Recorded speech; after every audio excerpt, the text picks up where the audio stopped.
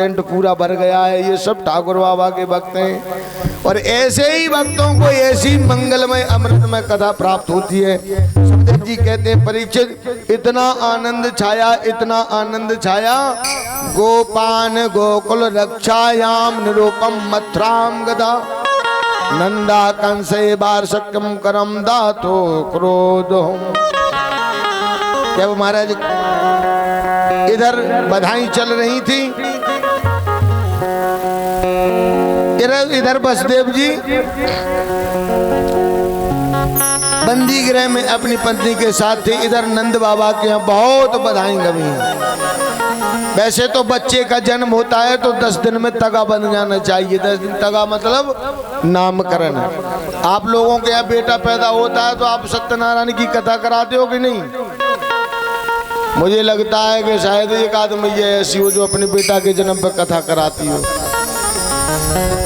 वैसे आप लोग विद्वान हैं, पढ़े लिखे हैं, आज की तारीख में कोई अनपढ़ नहीं है। शोर सूतक बराबर होते हैं कि नहीं? किसी की घर में डेथ मृत्यु हो जाती है तो वो लोग क्या करते हैं? हवन कराते हैं। 13वीं के दिन कराते हैं कि नहीं? हवन होता है कि नहीं आप लोगों के घर में? उसी प्रकार बेटा जब जन्म लेता है तो घर में हवन होना चाहिए। 10वें दिन हवन नहीं करा सकते, कथा नहीं करा सकते तो हवन तो एक पंडित जी को बुला के चाहे 11 आहुति की करा दो, उससे तुम्हारा घर पवित्र हो जाता है। लेकिन नंद बाबा की इतनी बधाई कभी 6 महीने तक किसी ने नामकरण आपकी तरह वो भी भूल गए। इधर नंद बाबा कंस को कर देने जाते हैं, इधर बधाई चल रही है और कंस को कर देने जाते हैं तो बसदेव और नंद बाबा दोनों मिल जाते हैं।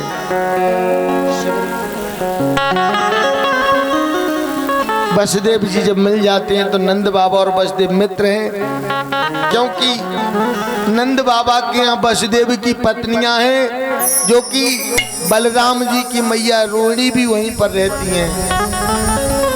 बसदेव जी मिले नंद बाबा से तो नंद बाबा ने बसदेव जी को समझाया कि हे मित्र बसदेव,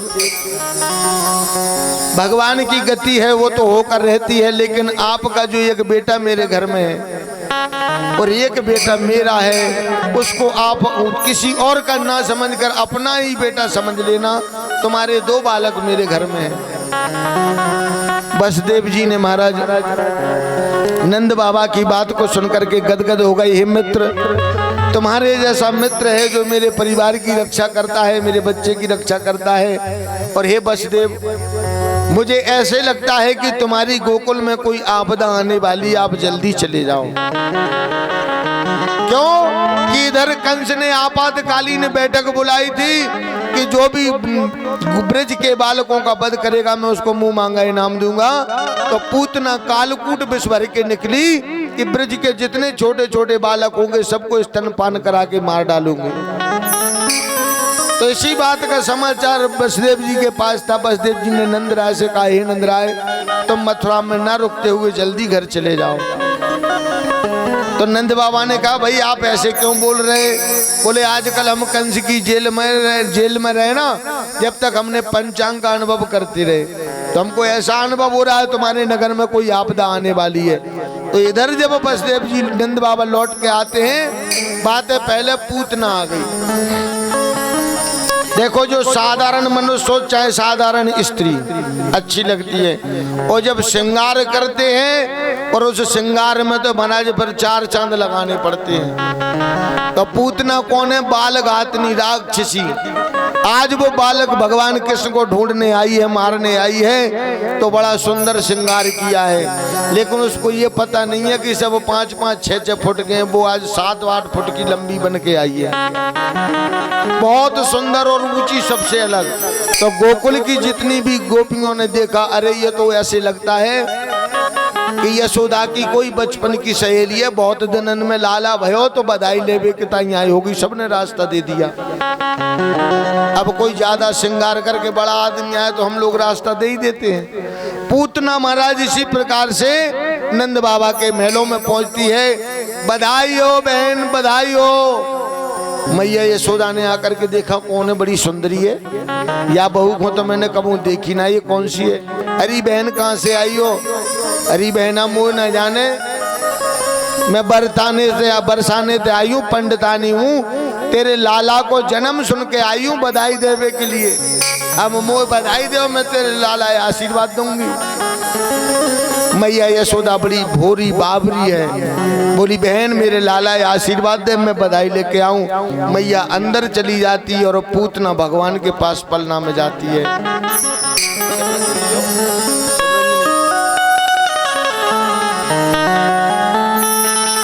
जैसे ही पूतना आई है तो यहाँ पर भगवान कहते हैं कि सुखदेव जी कहते हैं परीक्षित भगवान ने नेत्र बंद कर लिए। नेत्र बंद क्यों किए हैं भगवान ने, इसका बड़ा उल्लेख है, संतों ने अपने अपने भाव रखे हैं। पूतना है वो अविद्या है, माया भी हो, भगवान कौन है, मायापति। अब पति के सामने पत्नी की थोड़ी चलेगी। अगर मैंने इसको जी भर देख लिया तो ये माया भी बन जाएगी और मैं राक्षसों का वध नहीं कर पाऊंगा, मेरी माँ घबरा जाएगी, इसलिए नेत्र बंद कर लिए। एक संत कहते इसलिए नेत्र बंद नहीं किए, तो बोले इसलिए नेत्र बंद किए हैं कि ये है तो दुष्ट, लेकिन ये क्या करेगी, मुझे दूध पिलाएगी, मेरी माँ बन जाएगी। तो ध्यान देना, हम और आप कितना बड़ा पाप करते हैं।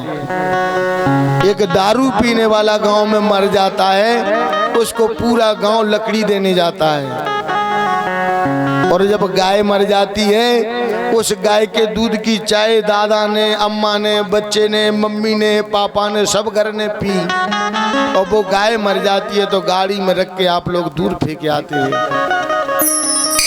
ये हमको भागवत शिक्षा देती है, भगवान शिक्षा देते हैं कि पूतना भगवान को मारने आई है और भगवान ने देखा कि ये राक्षसी है लेकिन ये मेरी माँ बन जाएगी, मैं इसका स्तनपान करूंगा। तो जो गति माँ को देनी थी, जो सिंहासन माँ के लिए बनाया गया था, आज तुरंत भगवान ने पूतना के लिए अर्जेंट में वो सिंहासन बनवाया। तीसरा कहते हैं भगवान सोचती हैं कि इस जन्म में तो इसने कोई पाप पुण्य किया नहीं है, पुण्य, अतः इसने पिछले जन्म में कोई पुण्य किया होगा। नेत्र बंद कर लिए। समस्त प्राणियों के नेत्रों में, पलकों में महाराज निमि का वास है, था इस दुष्ट का मुंह दिखाई ना दे, पलकों से नेत्रों बंद कर लिए। पांचवा भाव है जहर होता है बहुत कठिन और बच्चे सहन नहीं कर सकते, तो भगवान ने सोचा कि मुझे तो यहाँ माखन मिश्री खानी थी लेकिन कालकूट विष मिल गया तो कौन पिएगा। बाबा भोलेनाथ मेरे कंठ में आकर बैठ जाओ, मेरे प्राणों की रक्षा करो। छठा प्रश्न है उदस्त अनेक ब्राह्मणों में जीवों का भगवान के द्वारा जहर पीने का विस्तार पता चलता है, तो घबराने लगे। भगवान ने उनको सांत्वना देते हुए नेत्र बंद किए हैं। इस प्रकार से नाना प्रकार से भाव प्रकट किए और पूतना ने महाराज भगवान को उठाकर स्तनपान कराया। अहो बकीयम स्तन्य कालकूटम जिद्यांस्यापाद साध्वी, धन्य है मेरे गोविंद जो कालकूट विष भर के लाई पूतना, उसका भी भगवान ने उद्धार कर दिया। भर कर काल कूट विष भारी, भर कर काल कूट विष भारी, भर कर काल कूट विष भारी, ईष्टन मोक दिया बनवारी, ईष्टन मोक दिया बनवारी।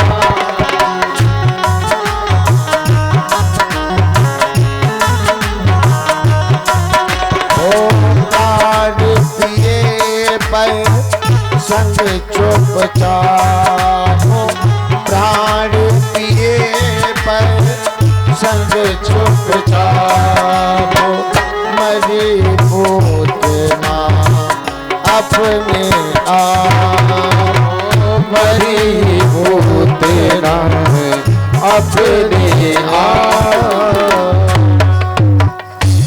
भगवान को जब स्तनपान कराया तो कालकूट विष्ठा भगवान गट्ट गट्ट गट्ट गट्ट पीते जा रहे हैं। पूतना ने देखा कि एक बूंद जहर पहुंचते ही बालक की मृत्यु हो जाती है। ये तो 5 मिनट हो गए इस बालक को। जैसे गर्म दूध में एक बूंद नींबू डाल दो तो तुरंत फट जाता है, उसी प्रकार वह कालकूट विष भर के आई थी माया भी, और भगवान गट्ट गट्ट पीते जा रहे हैं। पूतना ने महाराज जैसे ही हाथ नीचे किए तो हर एक बच्चे की आदत होती है, एक स्तन पर हाथ रहता है और एक स्तन बच्चे के मुंह में रहता है। तो भगवान आज चुम्बक की तरह चिपक गए। पूतना ने हाथ नीचे किए, भैया छोड़ दे। तो भगवान क्या कहते हैं कि मौसी वैसे तो हम काऊ से चिपके ना है, वो चिपक जाए तो ठिकाने लगाए बगैर छोड़े ना है। अब तो पूतना घबरा गई, राम ये 7 दिन का बालक बोल रहा है, तो अपना माया भी विकराल रूप बना लिया। तो 18 किलोमीटर की पूतना बन गई। कितनी कितने बड़ी पूतना? 18 किलोमीटर यानी 6 कोस की। और जब पूतना गिरी धड़ाम और पेड़ टूटे सारे तमाम। इधर वसुदेव जी जब महाराज नंद बाबा मथुरा से आए, जब आवाज आई तो पता चला कुछ बहुत अनहोनी हो गई है। मैया आई, मैया ने देखा कि पलना में लल्ला नहीं, तो मैया रोती इधर उधर भागी। कुछ गोपियों ने कहा बहन ये कैसी आवाज आई, तो बाहर देखा पूतना के पैर। पूतना के पैरों को देखती देखती गोपियां गईं तो भगवान पूतना के स्तनों पर खेल रहे थे। दौड़ करके मैया ने जाकर के अपने कन्हैया को हृदय से लगा लिया और चूमने लगी। हे ऋषिकेश बाबा भोलेनाथ, मेरे लाला की रक्षा करियो। पहले की गोपियां पड़ी नहीं थी पर ज्ञानी बहुत थी। अरे मैया जाए, इतनो लाड मत करे, इतनो प्यार मत करे, यानी राक्षसी को स्पर्श कर लियो है, इसलिए तू जाए झाड़ो लगा दे। अब काय को झाड़ो लगाए बताओ? गाय की पूंछ से। जहां गाय बंधती हो, भगवान ना करे तुम्हारे बच्चों को कभी नजर ना लगे, अगर लग भी जाए तो जहां गाय बंधती हो उस गाय की चरण धूलि मस्तक पर लगा देना और 7 बार ऊपर से झाड़ देना, बच्चे की नजर उतर जाएगी। बोल गौ माता की। जब बंधे ही ना है तो खुले कहां से?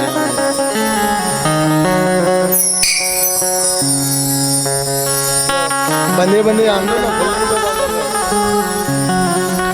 बोल वृंदावन बिहारी लाल की।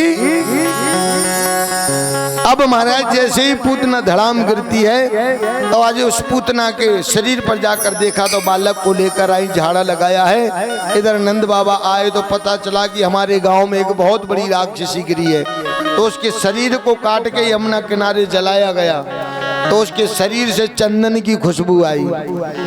सुखदेव जी कहते हैं परीक्षित, ये राक्षसी और इसके शरीर से चंदन की खुशबू, भगवान जिसको स्पर्श कर ले उससे गंदगी आ सकती है? कभी नहीं। भगवान के स्पर्श करने से तो हमेशा खुशबू आती रहती है। इस प्रकार नंद बाबा आए हैं, बड़ा सुंदर आनंद के साथ में महाराज ग्वाल वालों को समझाया। कौन पावे या को पार, प्रेम नदिया की सदा उल्टी बहे धार, या को कौन पावे पार, प्रेम की नदिया की सदा उल्टी बहे धार। मेरे गोविंद की अनन्य लीलाएं हैं, इसको कौन पा सकता है? आज पूतना का उद्धार कर दिया है। अब महाराज पूतना का उद्धार करने के बाद भगवान भोलेनाथ आते हैं। बोल भोलेनाथ की। नगर में जोगी आया, भेद कोई समझ न पाया।